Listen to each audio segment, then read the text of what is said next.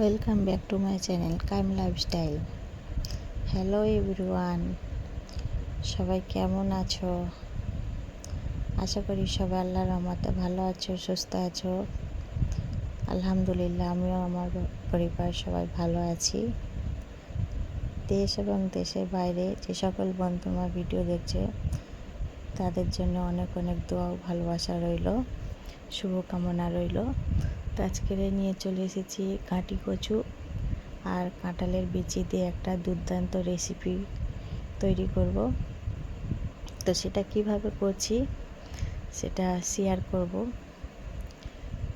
তো ঘাটি কচু আর কাঁঠালের বিচি আমি আগের দিন পরিষ্কার করে কুটে বেছে রেখেছিলাম, আর চিংড়ি মাছটাও পরিষ্কার করে ফ্রিজে রেখেছিলাম। তো চিংড়ি মাছগুলো আমি কিনা তেলের মধ্যে দিয়ে সামান্য হলুদ দিয়ে একটু ভেজে নেব, হালকা করে ভেজে নেব। এখন কাঁঠালের সিজন প্রায় শেষ। কাঁঠালের বিচি যে সংরক্ষণ করে রেখেছিলাম তার থেকে নিয়ে এখন খাওয়া হচ্ছে।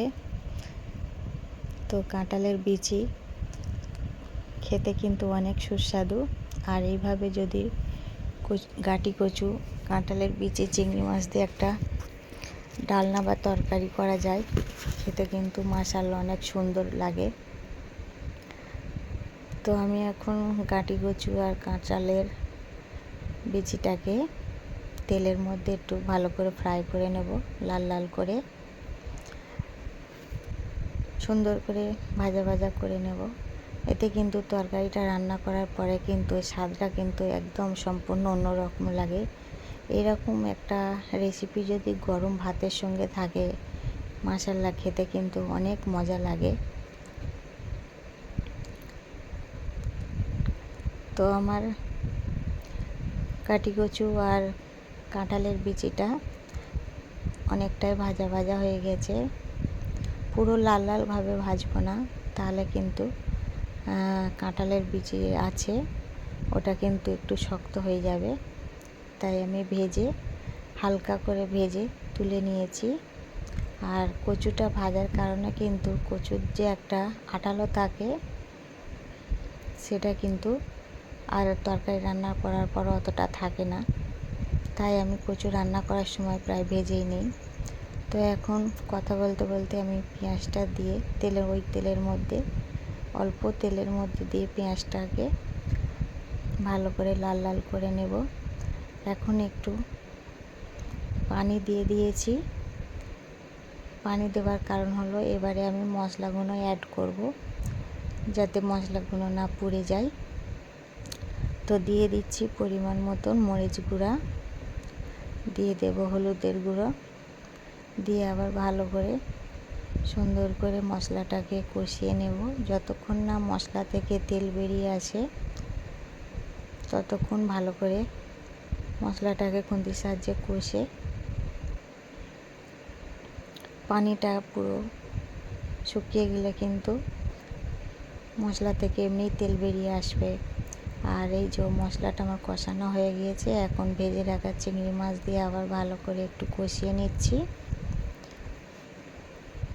যে সকল বন্ধুরা আমার প্রতিদিন ভিডিও দেখে তাদের জানাই অন্তঃস্থল থেকে অনেক অনেক ভালোবাসা।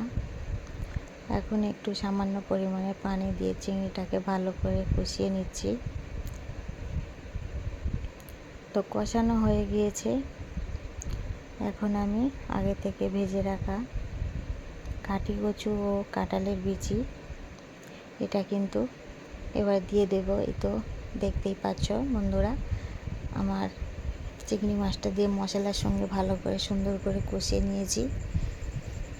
তো এখন ঘাটি কচু আর কাঁঠালের বিচিটা দিয়ে একটু সময় করে কষিয়ে নেব সুন্দর করে। যে কোনো তরকারি রান্না করার কিন্তু কষানোর কাছে অনেকটা তরকারির টেস্ট বা স্বাদের কিন্তু নির্ভর করে। তরকারি যত ভালো করে কষানো হবে মশলা দিয়ে, তরকারির স্বাদটা কিন্তু ততটাই বেশি হয়। তো একটু সময় নিয়ে ধৈর্য ধরে তরকারিটাকে কষিয়ে রান্না করলে তরকারি কিন্তু নিরামিষ তরকারি হলেও তার কিন্তু স্বাদটা মাশাআল্লাহ খুব সুন্দর আসে। তো আমি এখন একটু পানি দিয়ে দিলাম, তার কারণ মশলাগুলো দেখছি কড়াইয়ের মধ্যে লেগে লেগে যাচ্ছে। তো পানিটা দিয়ে আমি এখন একটু ভালো করে কষিয়ে নেব। অল্প পানি দিয়ে আমি কচু আর কাঁঠালের বিচিটাকে সিদ্ধ করতে দেব, তার কারণে একেবারে পানি দিয়ে দিলে তরকারিটা কিন্তু একটু পেনসে হয়ে যায়। সেই কারণে আমি অল্প পানি দিয়ে তরকারিটা সিদ্ধ করে নেব। এখন ঢাকা দিয়ে দিচ্ছি। তো ফিরে আসবো 10 মিনিট পর। তো 10 মিনিট পর ফিরে এসেছি আমি। এখানে পানিটা পুরো শুকিয়ে গিয়েছে। তো কচুটা মনে হয় কচু আর কাঁঠালের বিচিটা সিদ্ধ হয়ে গিয়েছে। তো এখানে আমি একটু কষিয়ে আবার অল্প করে পানি দিয়ে দিলেই আমার কিন্তু তরকারিটা রান্না কমপ্লিট হয়ে যাবে। হালকা হাতে কষাতে হবে, যেহেতু কচুটা সিদ্ধ হয়ে গেছে, নাহলে কিন্তু কচুটা পুরো ঘেঁটে গেলে পুরো একদম বেকার হয়ে যাবে। তো কচুগুলো যাতে গোটা থাকে সেটা মাথায় রেখে হালকা হাতে আবার একটু নেড়ে চেড়ে নিতে হবে। তো এখন আমি আবার পানি দিয়ে দেব, আর কষানোর দরকার নেই। আমার কষানোটা পুরো ভালোভাবে হয়ে গিয়েছে, পুরো কমপ্লিট হয়ে গিয়েছে। এখন আমি কচুটা একদম অল্প পরিমাণে পানি দিয়ে ফুটিয়ে নামিয়ে নেব। তো আজকের রেসিপিটা কেমন লেগেছে বন্ধুদের কাছে অবশ্যই আমাকে কমেন্টে জানাবে।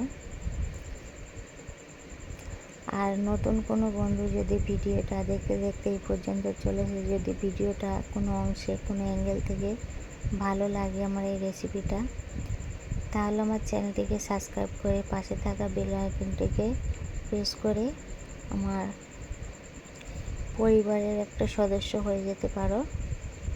তাতে করে যখনই আমি ভিডিও আপলোড করব ভিডিওটা সবার আগে তোমাদের কাছে পৌঁছে যাবে। তো মাশাআল্লাহ, এই তো আমার তরকারি পুরো কমপ্লিট হয়ে গেছে। এখন আমি উপর থেকে একটু জিরের গুঁড়া দিয়ে দেব। ধনে আর জিরের গুঁড়া দেওয়ার কারণে তরকারিটার ফ্লেভারটা খুব সুন্দর আসে। তো এখন আমি তরকারিটা নামিয়ে নেব, তার কারণ হলো তরকারিটা ঠান্ডা হয়ে গেলে এতটা ঝোল আর থাকবে না। তো মাশাআল্লাহ, আজকের এই পর্যন্ত। সবাই ভালো থাকবে।